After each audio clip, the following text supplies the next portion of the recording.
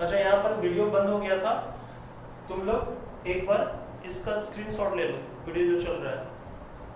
ठीक है, हो गया। देखो यहाँ पर एक बार जूम करके तुम लोग देखना क्या है।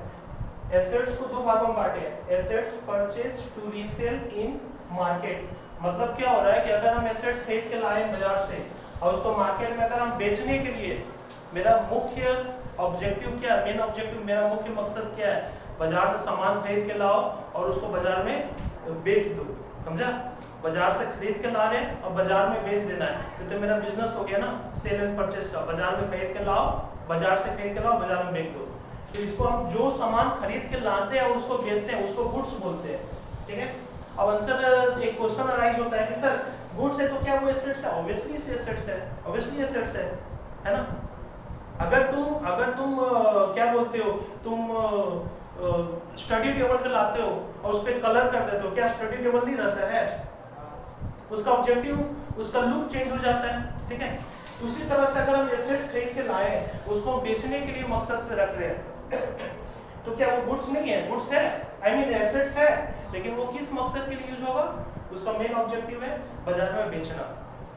लेकिन अगर कोई एसेट्स, ठीक है, हम परचेस करके लाए, अगर कोई एसेट्स परचेस करके लाए हैं, इसको बेचा नहीं जा रहा है, ठीक है, इसको बिजनेस में रखा जाएगा। सर क्यों रखा जाएगा? इसका क्या काम है? बेचेंगे नहीं तो फिर क्या करेंगे?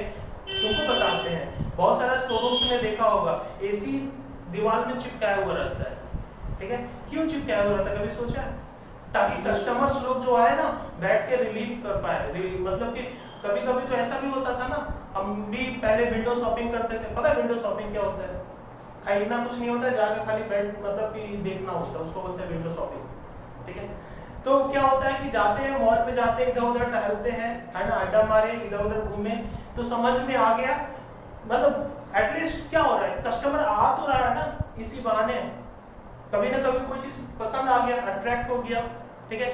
डेमोन्स्ट्रेशन इफेक्ट इकोनॉमिक्स में बाद में पढ़ाएंगे। तो क्या होता है कि देखते के साथ ही हमको पसंद आ जाता है। ठीक है। तो ये बिजनेस में बहुत ज्यादा हेल्प करता है। और भी तरीका है।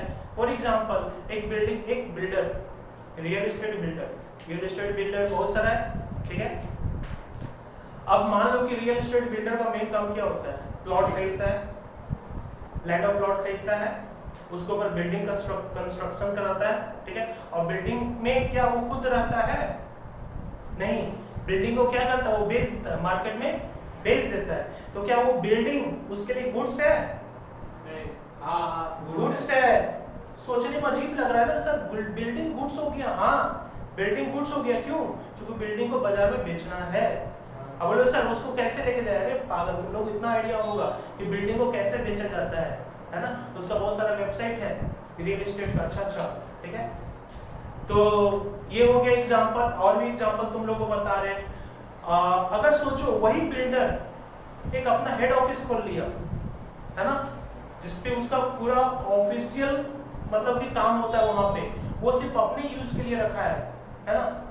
वो बोल सकते हो कि 250 स्क्वायर फीट का एक ऑफिस है। ठीक है, 250-300 स्क्वायर फीट का ऑफिस है जिसमें वो खुद रहता है, आई मीन खुद वो ऑफिस खोला है। क्या वो उसके लिए गुड्स है? एसेट्स है। अच्छा एक बात बताओ, एक बिल्डिंग, ठीक है, जिसको हम बेचने के लिए, जैसे कि एग्जांपल लेते हैं, मान लो एक बिल्डिंग है, कहाँ पे? वीआईपी बाजार का उस पार है। ठीक है। उसको बेचना चाहता है, मेरा एक बिल्डिंग है, हम उसको बेचना चाहते हैं, है ना। और मेरा एक और बिल्डिंग है, ठीक है, टैगोर पार्क में, है ना, उस पे क्या है? मेरा अपना ऑफिस है। ठीक है। जहाँ पर सारे क्लाइंट्स, सारे कस्टमर्स आते हैं, मिलते हैं, बात करते हैं, है ना, डिस्कस करते हैं, रेट का बार्गेनिंग करते हैं। तो बताओ मेरे लिए कौन सा एसेट्स है? ऑफिस। और कौन सा गुड्स है? तो वो जो वीआईपी बाजार वाला गुड्स है, और ये वाला क्या है? एसेट्स है। तो तुमको समझ में आया? तुम लोग से एक बात पूछते हैं, है ना, क्या दोनों मेरे लिए प्रॉपर्टी है कि नहीं है? एग्जैक्टली, दोनों प्रॉपर्टी है ना। तो क्या गुड्स को हम एसेट्स बोल सकते हैं? बोल सकते हैं। गुड्स को एसेट्स बोल सकते हैं, ऐसा नहीं गुड्स को एसेट्स नहीं बोल सकते हैं। ठीक है। अब तुम लोग को बताते हैं, क्योंकि गुड्स भी एक एसेट्स का एक पार्ट है, तो बोलो सर इसको भी एसेट्स बोल रहे हैं आप। इसको एसेट्स, वो एसेट्स जो गुड्स नहीं है, अदर देन गुड्स। ठीक है। आगे देखो, अब ये गुड्स ये जो गुड्स होता है ना, ये जो गुड्स होता है इसको क्या नाम दिया गया? इन्वेंट्री। इन्वेंट्रीज, इन्वेंट्रीज का मतलब समझ में आता है? पहली बार नाम सुने हो ना, पहले भी कभी नाम सुने हो? सुने नहीं। इसको दूसरा भाषा में स्टॉक बोलते हैं। स्टॉक, ठीक है। ये कहाँ पड़ा रहता है? ये पड़ा रहता है गोदाम में, ठीक है, गोदाम या शॉप।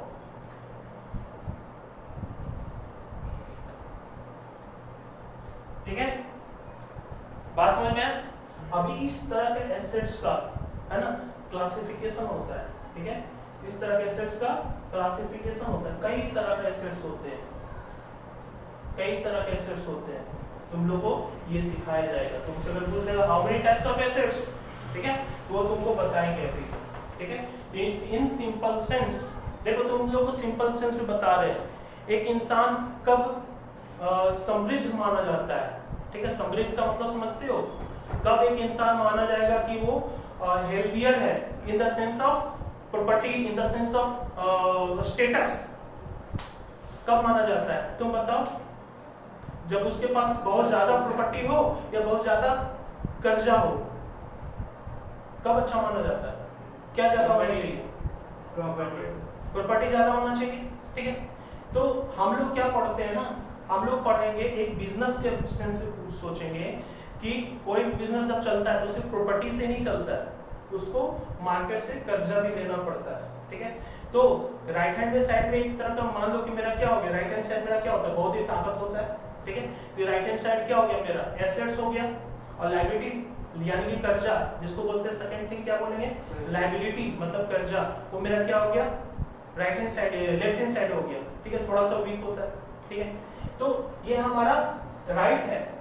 राइट का मतलब समझते हो क्या होता है? राइट का मतलब क्या होता है? राइट का मतलब होता है हक।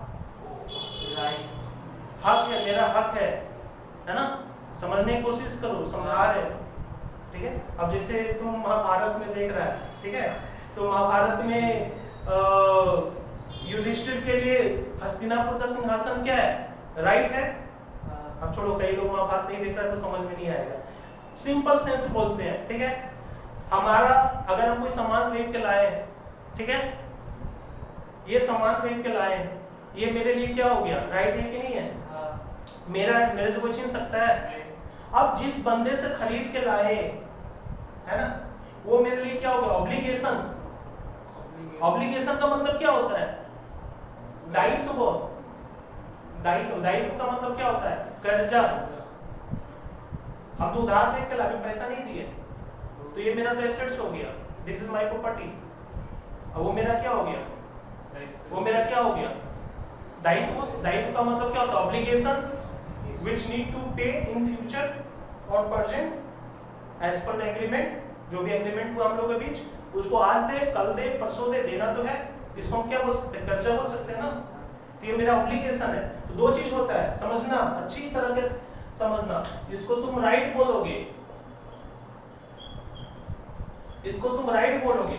ये बी लिखे ना, ये चार्ट पूरा कंप्लीट होगा तो सी बताएंगे। क्या सी बताएंगे? लायबिलिटी।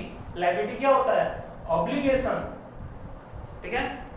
चलो ठीक है, तो यहाँ तक कॉपी कर लो, एक बार आगे बताएंगे। देखो ये चार्ट सबसे पहले बना लो। ये चार्ट जो है कंटिन्यूअस ऑफ पॉइंट बी, ठीक है। पॉइंट ए जो था, यहाँ पर क्या लिखे थे? पॉइंट ए में गुड्स वाला था, और पॉइंट बी था एसेट्स था।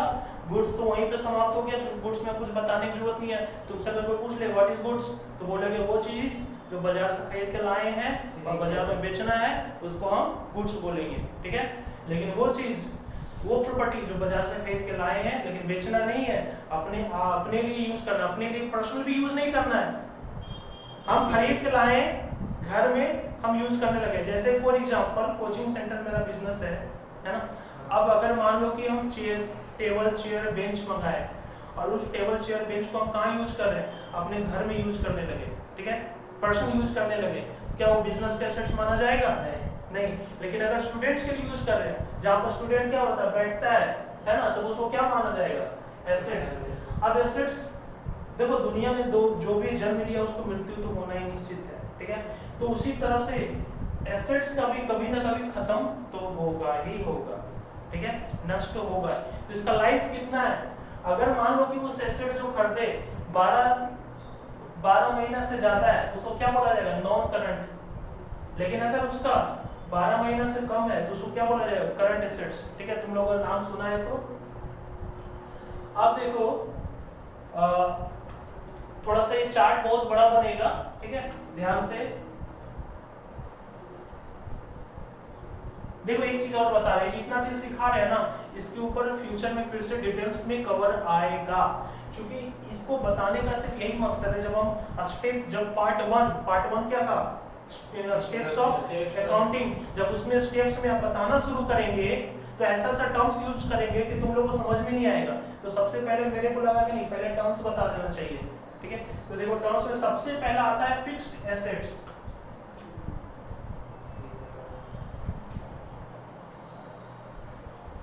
फिक्स्ड एसेट्स, फिक्स्ड एसेट्स क्यों नाम रखा गया इसका समझ में आ रहा है? फिक्स्ड एसेट्स इसलिए नाम रखा गया, अच्छा पहले समझ लो उसके बाद लिखना। सुनो, फिक्स्ड एसेट्स इसलिए नाम रखा गया इसका क्योंकि इसका नेचर होता है फिक्स्ड होता है, ठीक है।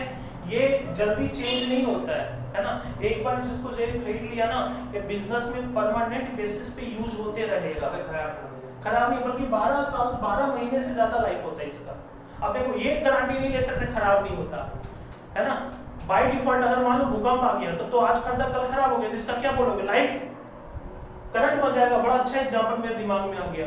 अगर मान लो कि एक बिल्डिंग खरीद के लाए, खरीद के नहीं ला सकते, एक बिल्डिंग खरीदे, ठीक है। अब वो बिल्डिंग मान लो कि किसी दुर्घटनावश है ना, वो बिल्डिंग ढह गया तो करंट बन गया ना, नॉन करंट बन गया? करंट कैसे बन गया? है ना, गिरने से क्या होगा, है ना, by default, by nature. Generally अगर आम इंसान से पूछोगे तो बिल्डिंग का लाइफ क्या बोलेगा? 2 दिन, 3 दिन, 4 दिन, 1 महीना, 5 दिन। हाँ, तो बाय डिफॉल्ट नेचर क्या होता है? बाय डिफॉल्ट का मतलब जो उसका कैरेक्टरिस्टिक्स है, नेचर है, उससे बात कर रहे हैं, ठीक है। देखो इधर फिक्स एसेट्स जो होता है ना, तो इसका नेचर वही होता है कि इसका 12 महीना से ज्यादा लाइफ होता है, ठीक है। अब फिक्स एसेट्स को भी 2 भागों में बांटा गया है ना।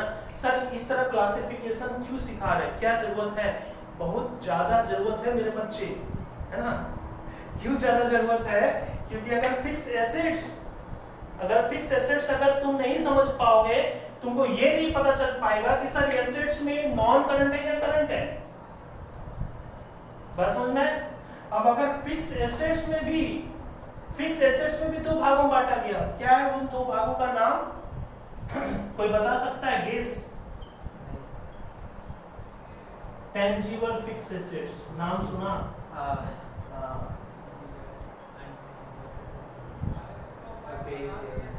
पेरिसेबल कहां से आ गया? Intangible fix assets. अब मेरे पास जगह नहीं है, तुम लोग को इसके नीचे डेफिनेशन लिखाएंगे। तुम लोग को पहले बोला था ना बहुत लंबा चार्ट बनेगा, ठीक है, इसलिए मेक श्योर कितना स्पेस लगेगा, पूरा पेज लगेगा। तुम लोग घर में इसको जाके फेयर कर लेना। अच्छा टेंजिबल तुम लोग कॉपी कर रहे हैं क्या? कॉपी कर रहे हैं, लिखो फिक्स एसेट्स के नीचे वाला पार्ट टेंजिबल फिक्स एसेट्स। देखो इधर ये फिक्स एसेट्स है, ठीक है, इसके पार्ट टेंजिबल फिक्स एसेट्स के वाला डेफिनेशन लिखो the fix assets which can be seen, touch, comma देते जाना, which can be seen, touch or feel. The fixed assets which can be seen, touch or feel is called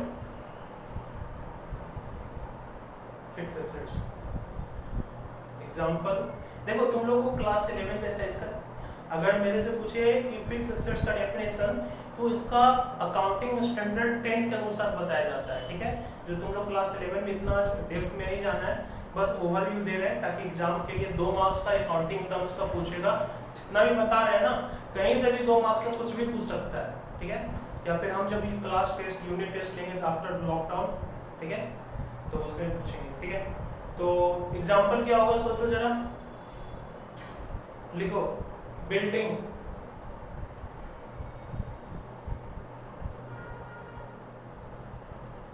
और क्या होगा, car, motor car, vehicles, motor car,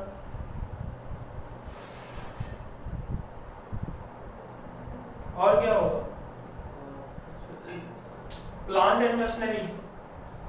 अब देखो plant and machinery इतना तो पता है ना, प्लांट एंड मशीनरी का मतलब क्या होता है, वो प्लांट एंड मशीनरी जो बिजनेस में यूज होता है, फैक्ट्री में होता है। वो प्लांट का मतलब नहीं है कि पौधा, ठीक है।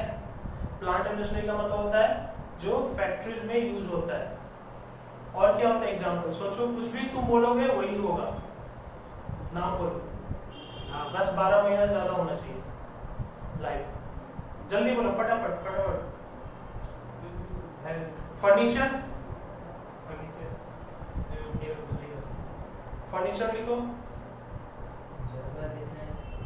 एटीसी छोड़ दो, और भी जब पढ़ाएंगे डिटेल में पता चलेगा। तो अगर देखा जाए तो फिक्स्ड एसेट्स क्या होता है, सबसे पहले बात आता है एसेट्स, ठीक है। अगर फिक्स्ड एसेट देखो इधर ध्यान दो, अगर बात होता है एसेट्स, इसके ऊपर कॉपी में तुम लोग देखो, सबसे पहले एसेट्स था, एसेट्स का उदाहरण सबसे पहले एसेट्स था, एक गुड्स में गया, तो क्या वो हम अगर कोई एसेट्स खरीदे, अगर मान लो कि तुमसे कोई पूछे व्हाट इज फिक्स्ड एसेट्स, तो इसको डिफाइन हम देखो अपने तरीके से कैसे कर रहे हैं। सबसे पहले एसेट्स, हम तुम लोग से ऑप्शन पूछेंगे, assets which purchase to resale, क्या ये फिक्स्ड एसेट्स बनेगा? नहीं। क्रॉस लग गया, काटा लग गया। क्या बोलेंगे, the assets which purchase for use of business, use in business. इसके नीचे आएगा the assets which less than 12 months होगा, या फिर the assets which more than 12 month होगा। मोर देन, जो लेस देन वो क्या बन गया, करंट एसेट्स, तो काटा लग गया। तो assets which more than 12 months, ठीक है, तब जाके बना फिक्स्ड एसेट्स। फिर होता है कि टेंजिबल क्या होता है, जिसको देखा जाए, सुना जाए, फील किया जाए, ठीक है, उसको टेंजिबल फिक्स्ड एसेट्स बोलेंगे। इनटेंजिबल क्या होता है, कुछ ऐसा फिक्स्ड एसेट्स जिसको हम देख नहीं सकते, जैसे गुडविल। गुडविल का हिंदी मतलब होता है ख्याति, कोई जरूरत नहीं है लेकिन फिर भी हिंदी हमारी मातृभाषा है, सीखना जरूरी है। ख्याति, देखो हिंदी वाइटिंग में लगता है गलत है, लेकिन ऐसा ही कुछ ख्याति होता है, तुम गूगल करो गुडविल, उसका गूगल ट्रांसलेशन दिखा देगा, ख्याति ऐसे ही होता है, पता नहीं, छोड़ो। लेकिन इतना पता है कि उसको ख्याति बोलते हैं, ठीक है, छोड़ो, ऐसे मतलब ही नहीं, गुडविल समझ में आएगा। गुडविल को डिफाइन करते हैं और इजी लैंग्वेज में बोलते हैं, रेपुटेशन, किसी भी कंपनी का रेपुटेशन। अगर किसी भी कंपनी का रेपुटेशन अच्छा है तो उसको क्या बोलेंगे, उस कंपनी का क्या है, वो गुडविल है। आज एक तुमसे एक बड़ा ही पुराना एग्जांपल लेते हैं तुम लोगों के सामने, कि जैसे अगर मान लो कि तुम्हारे पास एक टाटा प्रोडक्ट है, ठीक है, दूसरा एग्जांपल लेते हैं, वो बहुत पुराना हो गया, टाटा प्रोडक्ट बोलते हैं, ठीक है। तुम्हारे पास एक टाटा का प्रोडक्ट है और तुम्हारे पास कोई लोकल ब्रांड प्रोडक्ट है, लोकल ब्रांड का है,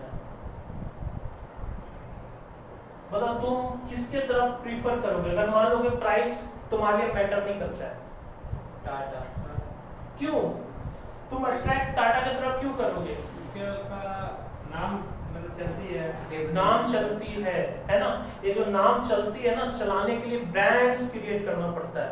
क्या क्रिएट करना पड़ता है? ब्रांड्स, ठीक है, ब्रांड्स, ठीक है। यानी कि ये जो ब्रांड क्रिएट होता है ना, वो आसानी से क्रिएट नहीं होता है, कई सालों के मेहनत करने के बाद ब्रांड क्रिएट होता है, ठीक है। तो वो एक बस ऐसे ही छोटा सा कहानी बताते हैं।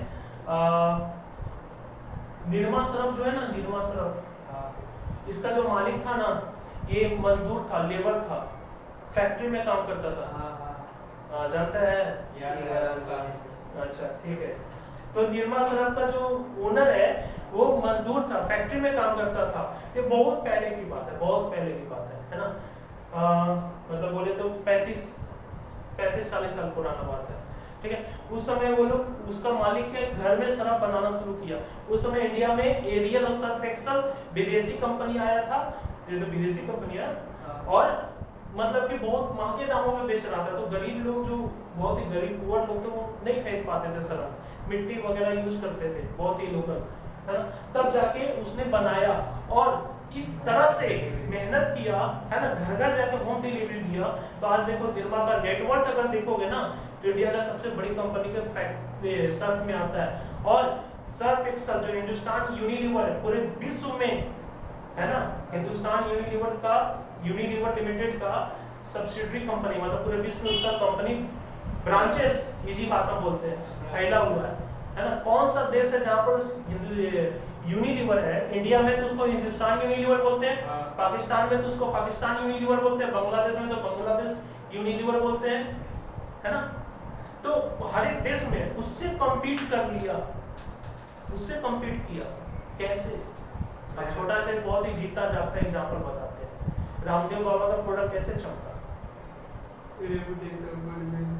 गुडविल ऐसे ही बन गया।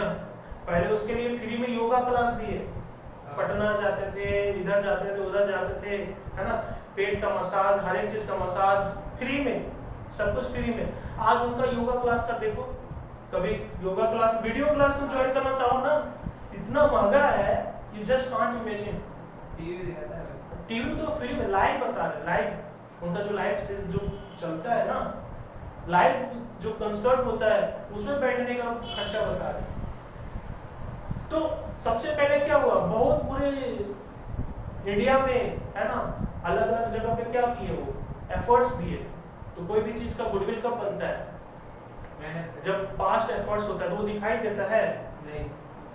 इंटेंजिबल का डेफिनेशन लिखो, the fixed assets which can not be seen और touch, the fixed assets which can not be, the fixed assets which can not be seen or touch but can be feel is called intangible but can be feel। फिर से बोले, but can be feel is called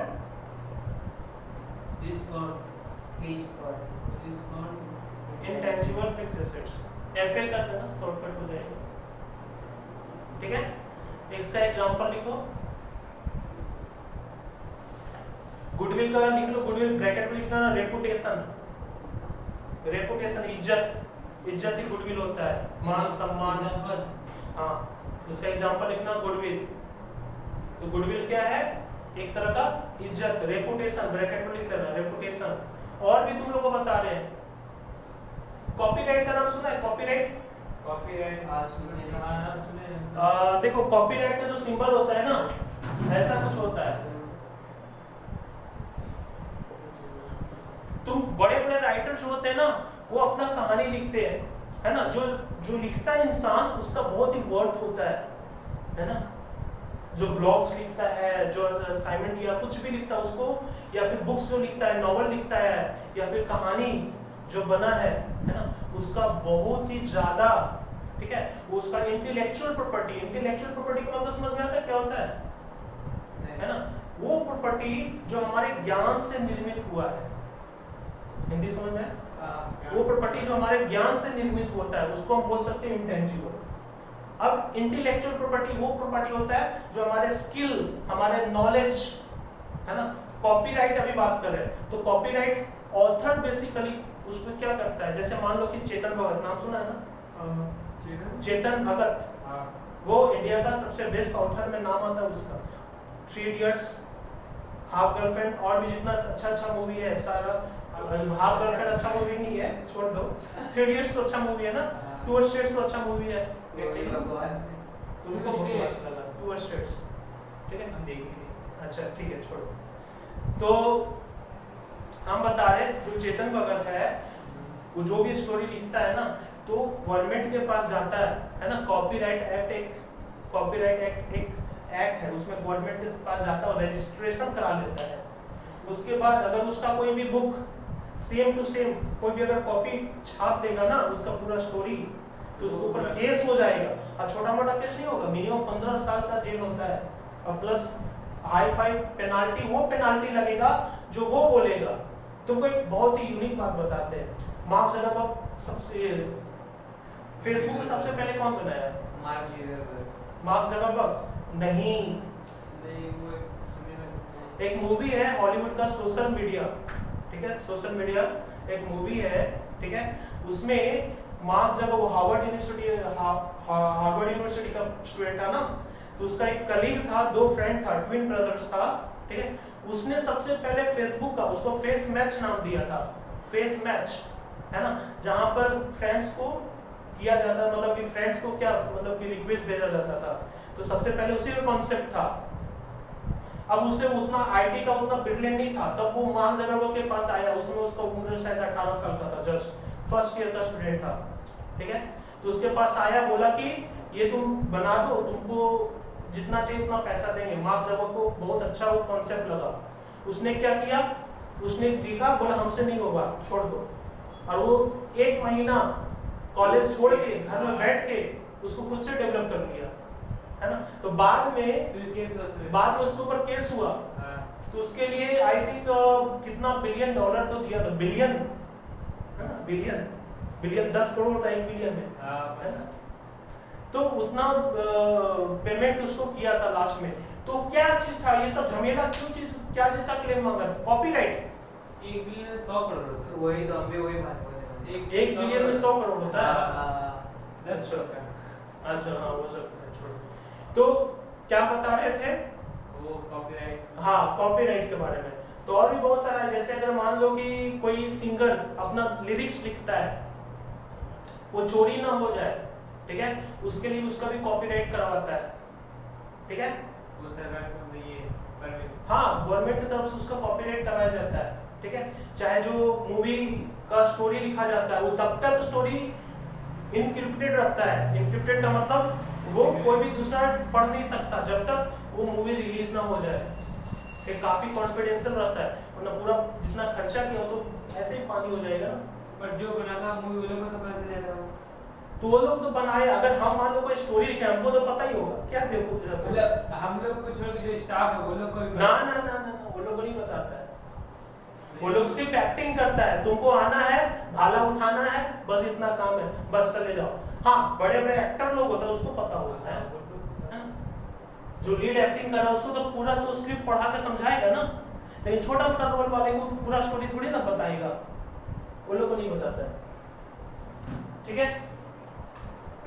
तो intangible के example लिखो copyright, और example लिखो trademark. Trademark जानते हो क्या होता है? तुमको तो पता ही होगा तुम लोग को, हर एक कंपनी का अपना अपना एक लोगो होता है, वो लोगो कोई चोरी नहीं कर सकता। अच्छा ये सब जो बता रहे हैं ये सब देख सकते हो, फील कर सकते हो तुम लोग, अपना जो हम धुन लिखे हैं उसको कैसे देख सकता है? कॉपीराइट तुम पिक्चर में देख सकते हो ना, उसका लोगो देख सकते हो, पिक्चर देख सकते हो, लेकिन वो एक तरह का इंटेलेक्चुअल प्रॉपर्टी जैसा माना जाता है। तो ट्रेडमार्क लिखो, ठीक है, एटीसी कर दो। तो ये खत्म हो गया फिक्स एसेट्स। उसके बाद लिखो सेकेंड में, बगल में लिखो, बगल में लिखो लॉन्ग टर्म इन्वेस्टमेंट। किसका? यहाँ फिक्स एसेट्स बोले ना, उसके बगल में long term investment.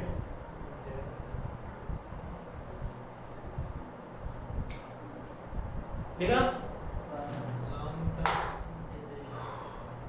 Long term investment. अब देखो इन्वेस्टमेंट क्या होता है तुम लोग को समझना पड़ेगा। तुम लोग कभी सुना है कि कई लोग जो है अपना पैसा एफडी कराता है, अपना पैसा क्या करा लिया? एफडी करा लिया। तो जो एफडी करा लिया है वो 2 तरह के एफडी होता है, एक होता है 1 साल से छोटा, एक होता है 1 साल से ज्यादा। अगर 1 साल से छोटा वाला एफडी कराए तो किधर आ जाएगा? करंट में। 1 साल से बड़ा वाला एफडी कराए तो किधर आएगा?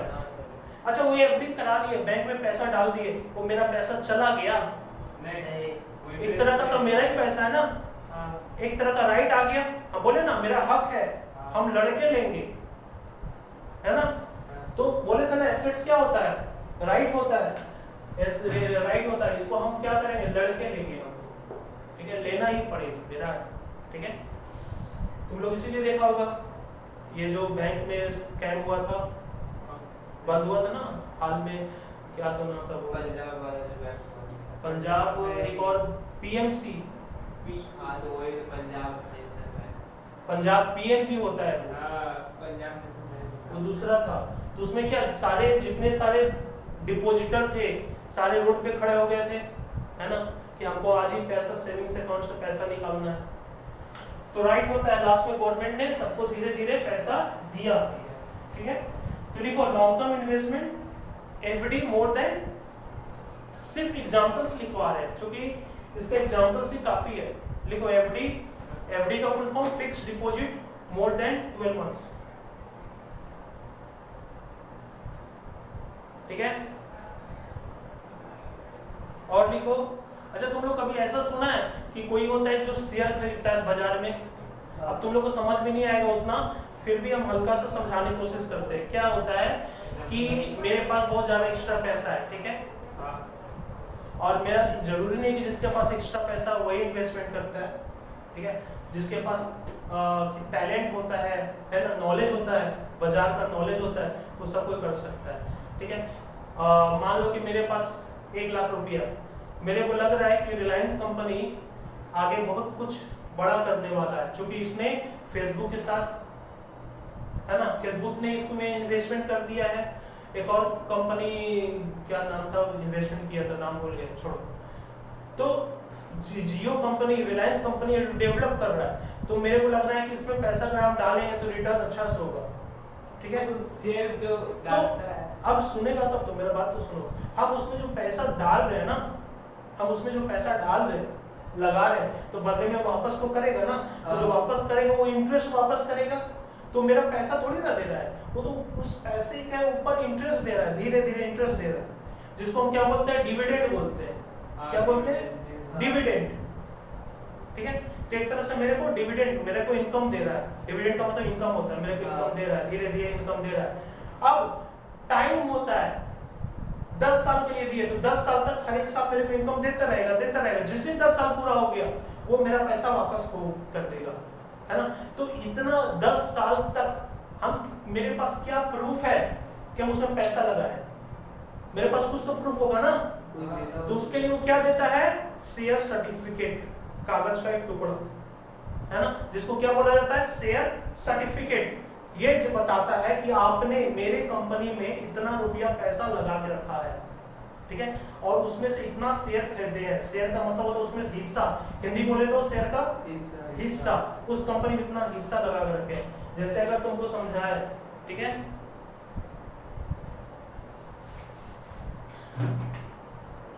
ये पिज्जा है, थोड़ा सा खराब है तो ठीक है ना। ये पिज्जा का पूरा का दाम है 5000 करोड़, ठीक है। अगर कोई बंदा इसमें से 1 लाख का इन्वेस्टमेंट करता है तो पता उसका हिस्सा कितना होगा। ये देखो 1 लाख का इन्वेस्टमेंट दिख रहा, अच्छा तुम लोगों को नहीं दिख रहा है, 1 मिनट, ठीक है। हाँ, ये देखो, ये जो सर्कल है ये पिज्जा है मान लो कि, ठीक है।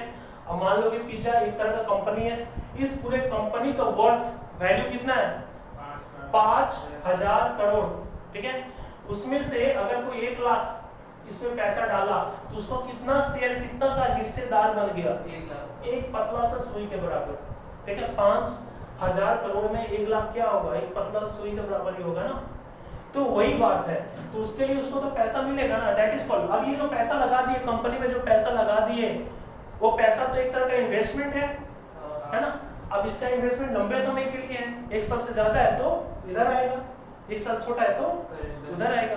तो लिखो investment in shares, investment in shares, कम कम करके लिखिए। एग्जांपल में वन अरे पॉज नहीं हुआ। लॉन्ग टर्म इन्वेस्टमेंट के बाद लिखो fictitious FICTITIOUS तीनों पढ़ गए इसमें। लास्ट है तीसरा, ये नॉन करंट के भीतर ही चल रहा है।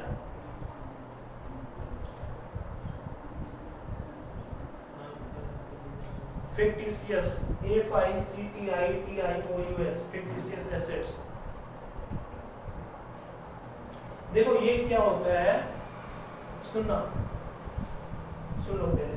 fictitious assets वो assets होता है कि जो खर्चा तो हो जाता है, लेकिन जैसे कि एक बात बता रही तुम लोगों को समझना,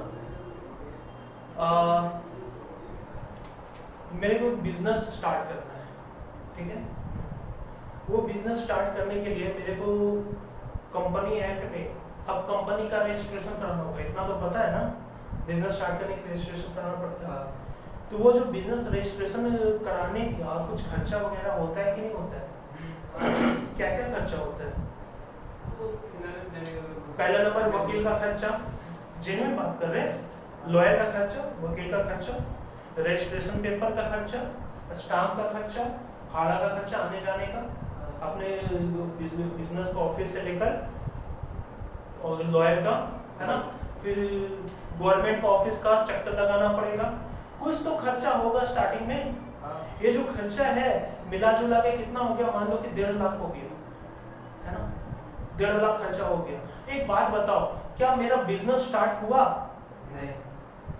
यानी कि तुम बोल सकते हो कि इनकम तो आया नहीं, पहले खर्चा हो गया, पहले तो खर्चा हो गया। तो अगर सोचो कि हम स्टार्ट कर दिए, इनकम अभी हुआ नहीं, जाहिर सी बात है नया नया बिजनेस कर रहे हैं तो इनकम कैसा होगा, थोड़ा सा कम होगा या फिर कुछ नहीं होगा, लेकिन खर्चा तो दिखेगा, है ना। अगर हम प्रॉफिट अगर निकालना चाहें तो बताओ क्या होगा, मान लो कि इनकम हुआ 0 और खर्चा स्टार्टिंग में क्या हो गया 1.5 लाख, तो प्रॉफिट हुआ ना लॉस हुआ? लॉस हुआ, है ना। अगर हम उसको खर्चा बोल दे तो उसको क्या माना जाएगा, लॉस हो गया, क्योंकि इनकम माइनस एक्सपेंस, इनकम 0 और एक्सपेंस कितना 1.5 लाख, तो लॉस हो गया। अगर मान लो कि तुम आउटसाइडर हो, आउटसाइडर, तुम मेरा कंपनी का रिपोर्ट पढ़ रहा है, ठीक है, तुमने देखा इस कंपनी का पहला साल 1.5 लाख, तो तुम्हारे मन में क्या ख्याल आएगा, तुम्हारे मन में ख्याल आएगा कि पहला मैच में पहला बॉल पे 0 हो गया, ये क्या खेलेगा आगे टूर्नामेंट, है ना। दूसरा ख्याल क्या आएगा, ऐसा हीरो जो पहला मूवी, है ना, फ्लॉप हो गया, ये कुछ नहीं होगा, तो बहुत ही गलत इंपैक्ट पड़ेगा। इसलिए उसने जो रजिस्ट्रेशन गवर्नमेंट ने एक रूल बनाया, बोला कि आप इन खर्चों को खर्चा मत बोलिए, अजीब लगेगा तुमको सुन के, इन खर्चों को खर्चा मत बोलिए, है ना, इसको एसेट्स बोलिए, इसको क्या बोलिए, एसेट्स। और वो भी एक साल से छोटा वाला बड़ा वाला नहीं, बड़ा वाला, है ना, बड़ा वाला एसेट्स बोलिए, यानी कि 1 साल से ज्यादा समय के लिए एसेट्स बोलिए। तो तुम बोलोगे सर इसमें तो कुछ आया नहीं है, हाँ, इसीलिए नाम भी रखा गया फिक्टिशियस। फिक्टिशियस का मतलब क्या होता है, काल्पनिक। मान के चलो ऐसा कोई एसेट्स है, बोले सर ये भी तो काल्पनिक है, लेकिन इसमें कुछ वजूद होता है, इसके कारण प्रॉफिट होता है। अब इसके कारण कोई प्रॉफिट अब होने वाला नहीं है, जो हो गया सो हो गया, ठीक है। तो इस तरह खर्चे को कभी खर्चा नहीं बोलेंगे, बोलेंगे खर्चा, लेकिन कुछ समय के बाद बोलेंगे। जैसे 1.5 लाख है ना, 1.5 लाख को हम अपना डिसीजन लिए कि 1.5 लाख को 5 साल तक चलाएंगे इसको, मतलब 1.5 लाख है, अगर 5 साल में इसको खत्म करना है तो हर एक साल कितना कितना खर्चा बोलेंगे। 1.5 लाख है, 5 से डिवाइड कर दो, 30,000, 30,000 पहला साल का खर्चा हुआ, तो खर्चा तो कम दिखा ना, लॉस तो कम हुआ ना। दूसरा साल कितना हुआ 30,000, तो बचा कितना 1,20,000, फिर 30,000 30,000 करते करते 5 साल में बचेगा कुछ, ये क्या हो जाएगा, 0 हो जाएगा।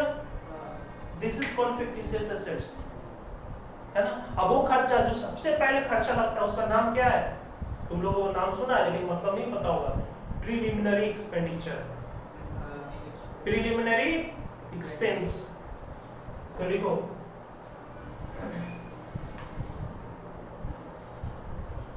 प्रीलिमिनरी, स्पेलिंग देख लेना। प्रीलिमिनरी का मतलब होता है प्रारंभिक। ये एग्जांपल मिलेंगे। हाँ एग्जाम्पल से कोई डेफिनेशन नहीं बनता है। प्रीलिमिनरी एक्सपेंस, एक्सपेंस शॉर्ट लिख दिए, तुम लोग को स्पेलिंग तो पता ही होगा। प्रीलिमिनरी एक्सपेंस, अच्छा इसका डेफिनेशन लिख लो। प्रीलिमिनरी एक्सपेंस का डेफिनेशन लिखो। डेफिनेशन नहीं लिखो, मतलब ब्रैकेट में लिख लो ऐसे नॉलेज के लिए। लिखो expense incurred to start business, expense incurred to start business, expense incurred to start business, लिखा। प्रीलिमिनरी एक्सपेंस का एक और एग्जांपल है, ठीक है, जो भी तुम लोग को समझ में नहीं आएगा फिर भी लिख लो। लिखो discount on issue of share, discount on issue of share, ये बाद में समझा देंगे, इसमें स्टार लगा देना। डन। तो यहां तक किसी को डाउट है? अब आते हैं करंट एसेट्स में, जिसको खत्म करना है। देखो इधर करंट एसेट्स तुम लोग ने लिख चुका था डेफिनेशन इसका, लाइफ लेस देन 12 मंथ्स। देखो इसके भीतर कोई क्लासिफिकेशन नहीं है, इसके भीतर कोई क्लासिफिकेशन नहीं है, इसके भीतर बहुत सारे एग्जांपल्स है, ठीक है, तुम लोग को बता रहे। सबसे पहला देखो करंट एसेट्स तुम लोग से पूछेंगे, तुम लोग बताना, जवाब देना, तुम लोग भी सोचना मन में, ठीक है, कि करंट एसेट्स ऐसे कौन कौन है जिसका लाइफ एक साल से छोटा होता है। सोचो और बताओ, थोड़ा जल्दी जल्दी करना, वीडियो रिकॉर्डिंग हो रहा लंबा हो जाएगा। हाँ मार्कर, तो मेरे लिए मार्कर क्या है? करंट एसेट है, मेरे लिए क्या है? गुड्स। बोलो बोलो, गुड्स। बेचना नहीं है इसको, तो ये एसेट्स है ना, लेकिन अब इसका औकात तो बड़ा छोटा है, इसको एसेट्स बोलो, मेरा प्रॉपर्टी है, कैसा लग रहा है ना? ये एसेट्स तो है ना, इसको क्या बोलेंगे? मेरे लिए प्रॉपर्टी बोलेंगे, तो प्रॉपर्टी तो सुनने में लगता है कि अच्छा मेरे पास 2 प्रॉपर्टी है, किसी को बोलो तो क्या समझेगा? अच्छा एक तो बाबूयाटी में, एक दो लेकडाउन में, यही समझेगा ना। लेकिन बोलेंगे नहीं, मेरे 2 प्रॉपर्टी है जो मेरे दोनों पॉकेट में है, ठीक है।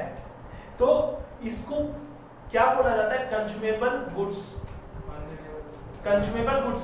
अब गुड्स नहीं बोल सकते जो गुड्स हम इसको बेचते नहीं है, मेरा बिजनेस नहीं है, इसका मेरा बिजनेस नहीं, मेरा तो पढ़ाने का बिजनेस है, इसको लिए क्या बोला गया? Consumable goods.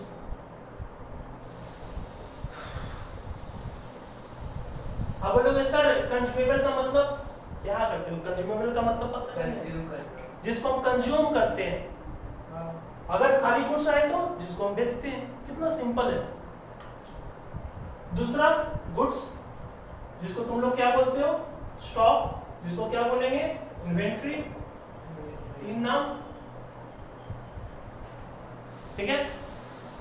और बोलो जल्दी फटाफट।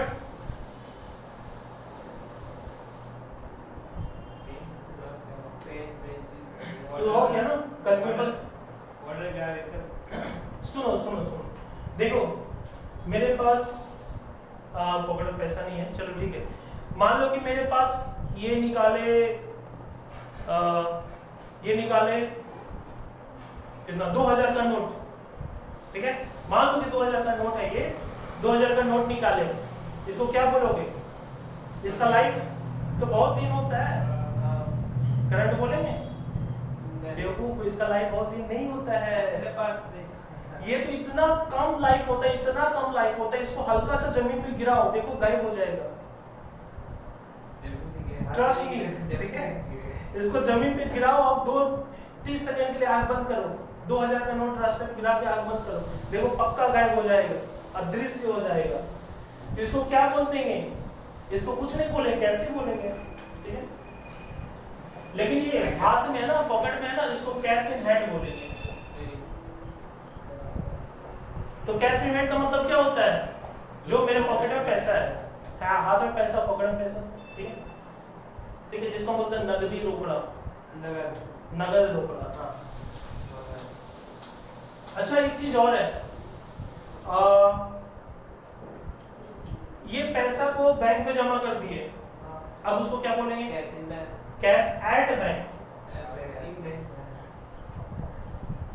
Cash at bank bank. ये भी तो एक साल से कम ही होता है, ठीक है। ज्यादा भी तो नहीं ज्यादा तुम रखोगे ना तो उसका वैल्यू मतलब क्या होगा कि तुम अगर सेविंग अकाउंट में ज्यादा समय तक रखोगे तो तुम्हारा मनी का वैल्यू ड्रॉप कर जाएगा, समझा? मार्केट में मनी का वैल्यू ड्रॉप कर जाएगा। तो बेसिकली इसको एक साल से कम माना जाता है। और भी क्या होता है सोचो,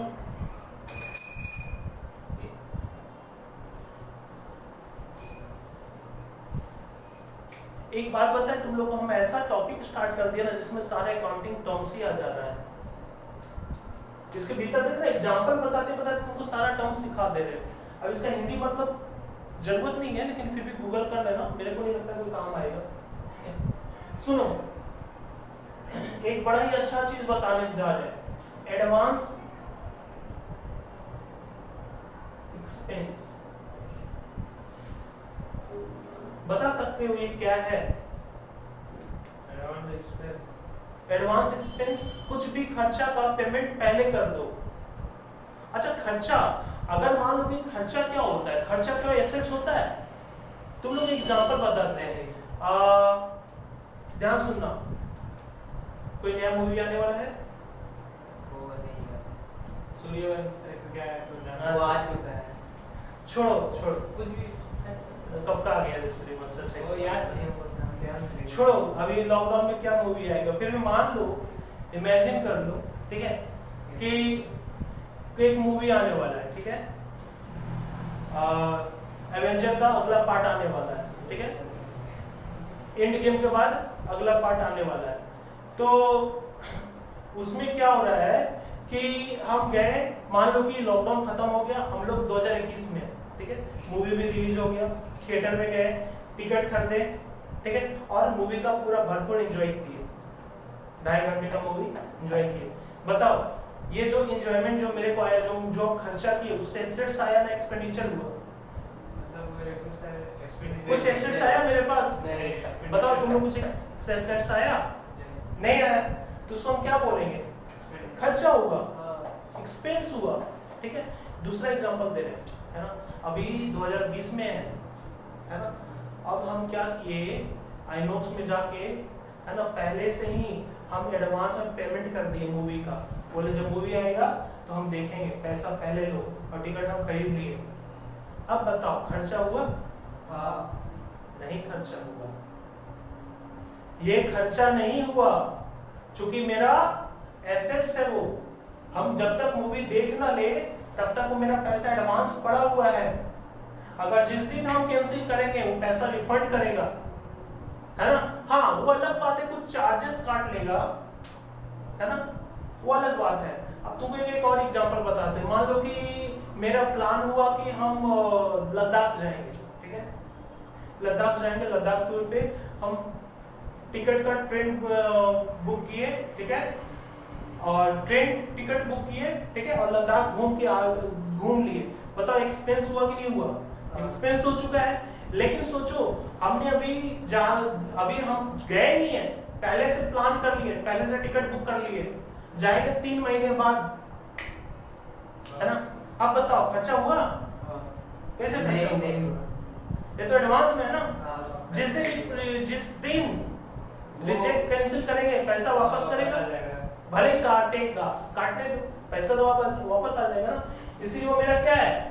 एसेट्स है। तो जितने सारे एडवांस एक्सपेंसेस होते हैं सारे के सारे एसेट्स होते हैं। जैसे मोबाइल खरीदना, ठीक है, तो एक तरह का समझ में आया एडवांस एक्सपेंस क्या होता है? जो इसके ऊपर मेरा हक है। तुम कोई भी पेमेंट कर देते हो एडवांस में, तुम्हारा हक नहीं होता है। जब भी तुम एसेट सोचोगे तुम क्या दिमाग में लाओगे? एक बात, राइट है, तुम्हारा हक है, ठीक है, कोई कंफ्यूजन नहीं होगा। इसका उप नाम है बहुत सारा, प्रीपेड एक्सपेंस, अनएक्सपायर्ड एक्सपेंस,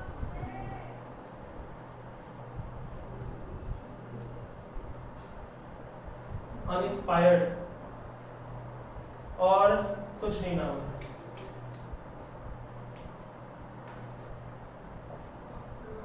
ठीक है, तो जल्दी जल्दी करना। हाँ हो गया।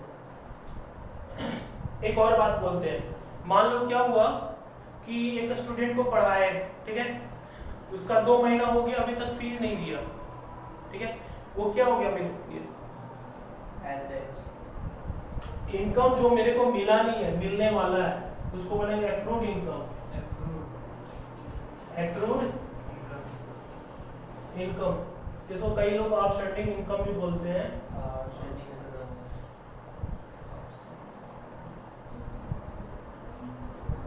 ठीक है, इसका मतलब हो गया बकाया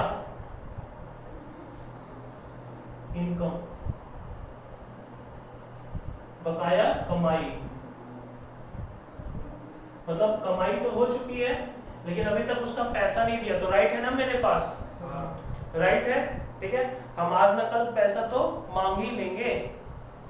बात समझ में है? एक और इंपॉर्टेंट टर्म्स यूज करने जा रहे हैं, ठीक है, कस्टमर। कौन सा कस्टमर? दुनिया बहुत, अगर मान लो कि तुम्हारा दुकान है, दुनिया में ये एक दिन में बहुत सारे कस्टमर आते हैं, सबका दिमाग पे ख्याल उसका रखते हो कौन कौन कस्टमर आया? दिमाग पे कब उसका नाम ख्याल रखते हो? जब वो सामने आता है कुछ लेता है उधार उधार है। हाँ, उधार वाला वर्ड यूज किया, ये चाह रहे थे उधार में यूज करो। जब उधार लेगा तभी उसका नाम याद रखोगे, वरना याद रखने की जरूरत है? तो कस्टमर कौन है? डेटर। एक वर्ड यूज किया जा रहा है डेटर, इसके नीचे लिखो, है ना, the person who purchase goods on credit, the person who purchase goods on credit।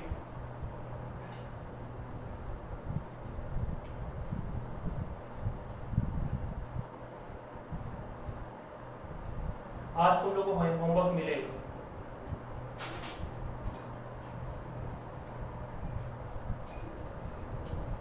हो गया? और भी इसका होता है, ठीक है, 3-4 लाइन छोड़ देना, बाद में दिखा दिया जाएगा। इसका और भी होता है, फिलहाल तो ऐसे अभी याद नहीं आ रहा है। इन्वेंट्री हो गया, कैसे हैं, कैसे बैंक, एक्रूड मेन पॉइंट जो था वो सारा लिखवा दिए, ठीक है, अभी तक यही रहने दो, 2-3 लाइन छोड़ देना। अब सी वाला पॉइंट में आ जाओ। देखो तुम लोगों का सबसे पहला पॉइंट क्या था? ए बोलो तो क्या था? ए ट्रांजैक्शन लिखा है, सिखाए थे, जिसके बारे में ऑलरेडी बता चुके हैं, ठीक है। बी में एसेट्स बताए, एसेट्स का बड़ा ही अच्छा चार्ट बना है, चार्ट तुम लोग घर में बनाना, ठीक है। तुम लोगों को बिलीव नहीं होगा, हम खुद अपने जब पढ़ते हैं ना तो हम खुद भी अपना एक चार्ट बनाते हैं, और उसको चार्ट बनाने से क्या होता है, उसको बहुत ही क्विकली रिवाइज हो जाता है। तो चार्ट आई रिकमेंड, है ना, I strongly recommend to all of you must prepare revised notes. अभी तुम लोगों के पास टाइम है, बर्डन नहीं है, इकोनॉमिक स्टार्ट नहीं है, बिजनेस स्टडी स्टार्ट नहीं है, और भी जितने सारे बाकी का सब्जेक्ट है वो सारे स्टार्ट नहीं है, इसको तुम यूटिलाइज करो। जो भी नोट्स है ना, अगर तुम लोग तो वर्चुअल क्लास वाला जो देख रहा है वो लोग तो अच्छा से बना के लिख रहा होगा, लेकिन तुम लोग जो बना के नहीं लिख रहा है, ठीक है, तुम लोग तो ऐसे ही रफ में लिख रहा है, तो तुम लोग घर में जाना, उसको डायरी में क्या उसमें हटेगा, जब फॉर्मेट कैसे बनाएगा, घर में जाना और दूसरा अच्छा सा फ्रेश में बना देना, ठीक है। और तुम भी बहुत ही गंदा हो गए तुम्हारा नोट्स, चलो ठीक है। तो ए हुआ तुम्हारा ट्रांजैक्शन, बी हुआ एसेट्स ऑफ, सी लायबिलिटी। अच्छा सुनो, ए को क्या बोला जाता है, एसेट्स को क्या बोला जाता है? राइट। राइट मतलब मेरा ताकत, हक। और ऑब्लिगेशन का मतलब क्या हो गया? जिम्मेदारियां। ऑब्लिगेशन का मतलब क्या होता है? जिम्मेदारी, ठीक है, मतलब जिसको चुकाना ही पड़ेगा वो तुम्हारा नहीं हो सकता, ठीक है, जिसको तुमको चुकाना ही पड़ेगा। चुकाने का मतलब तुमको पे बैक करना पड़ेगा, यू हैव टू पे बैक, ठीक है। तो इसको भी 2 भागों में बांटे हम लोग। देखो पहला नंबर यहाँ पर ऑब्लिगेशन लिखे हैं, चमक जा रहा है तो बोलते हैं ऑब्लिगेशन, नॉन करंट लायबिलिटी और current liability. Non current liability का मतलब होता है पेमेंट ऑब्लिगेशन, ठीक है, payment obligation is more than 12 months. इसका मतलब पेमेंट करने का जो दायित्व है ना वो 12 महीने से ज्यादा है, मतलब 12 महीने से बाद भी देंगे तब भी चलेगा,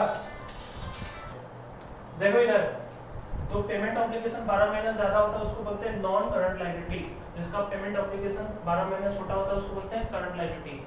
अब नॉन करंट लायबिलिटी को 2 भागों में बांटा गया है, ठीक है। अब इसको समझाने से पहले एक बात बताते हैं, है ना। देखो बिजनेस का फंडा बड़ा आसान है, ठीक है। बिजनेस का फंडा बड़ा ही आसान होता है, बिजनेस कैसे चलता है ना। Try to feel like a neutral way ना, मतलब न्यूट्रली सोचो, मतलब लॉजिकली सोचो। एक बात बताते हैं, कॉमर्स जब तुमने चूज किया ना, तो कॉमर्स कोई बहुत ही एडवांस नहीं है। कॉमर्स क्या पता है, जिस तरह से अगर तुम लोग स्टोन देखते हो ना, स्टोन पत्थर, ठीक है, वो पत्थर ही कॉमर्स है। टीचर क्या करता है, उस पे हथौड़ा छेनी मार के आकार देता है, तब स्टैचू बन के आता है। तो तुम्हारे पास है नॉलेज, क्या कर रहे हैं हम यहाँ पे, बस उसको सेप देने की कोशिश कर रहे हैं, है ना। अभी तुम लोग को बताते हैं बिजनेस कैसे होता है, सबको पता है, each and everyone know. Capital invest करके, एग्जैक्टली, कैपिटल इन्वेस्ट करके थोड़ा सा और आगे बढ़ गए एक कदम और पीछे आगे सोचो। सबसे पहले बिजनेस स्टार्ट करने के लिए पैसा चाहिए होता है, ध्यान सुनना, ठीक है। सबसे पहले बिजनेस स्टार्ट करने के लिए क्या चाहिए होता है, पैसा। पूंजी तुम आगे क्यों सोचता है, पैसा चाहिए ना, पहले तो पैसा चाहिए, है ना। अब ये जो पैसा आता है ना,